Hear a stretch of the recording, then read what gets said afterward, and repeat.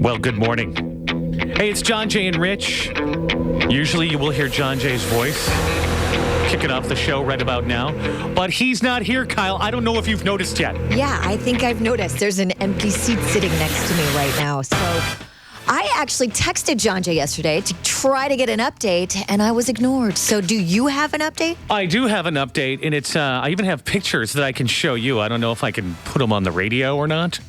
Is it what he Instagram? I don't know. It's a side of him? Yeah. That's kind of, okay, so if you're just tuning in, you didn't hear what happened yesterday.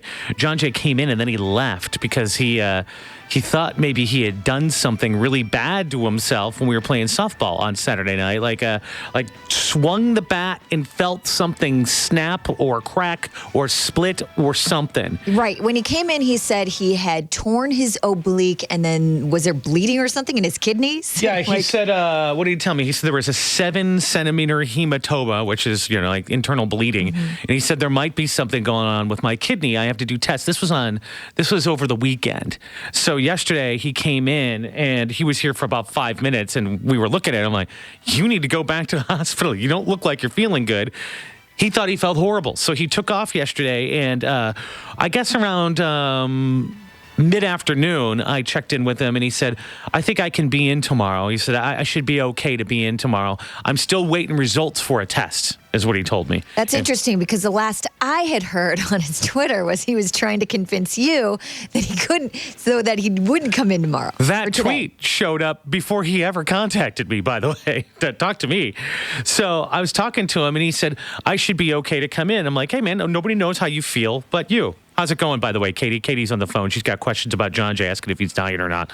So that was my question. Yeah, I saw his Instagram pics, and they look so serious. So we were wondering, what is going on? Well, what are the updates? So I'm talking to him, and I say to him, if you don't feel good, don't come in. We'll handle it. We got this. This is no big deal. Don't be a martyr and try to come in and then just whine about how sick you are the whole time. That's what he does. That's what he does. Right, but he whines until we say, just go home. Right.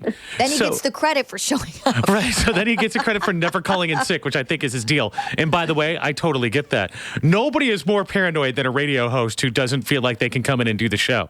And we got big bosses in town and all that stuff today. So we're supposed to have big meetings with the biggest of the biggest bosses today. Well, let's just say this. Normally in the big meetings, Rich, you're the one doing all the talking anyways, and Johnjay's usually on his phone. So that's true. He's not there, but it depends on... Is anything really going to happen in that meeting that wouldn't have anyway? This one is one of those meetings where I think he would, because it's like working an agenda that he wants to work. So I think he would say something. Right. So, it's when it's those, he'll push his agenda, and then I can sit back and watch the magic. Right. Because once he pushes hey, you need to put our show on here and here and here, that's what he does.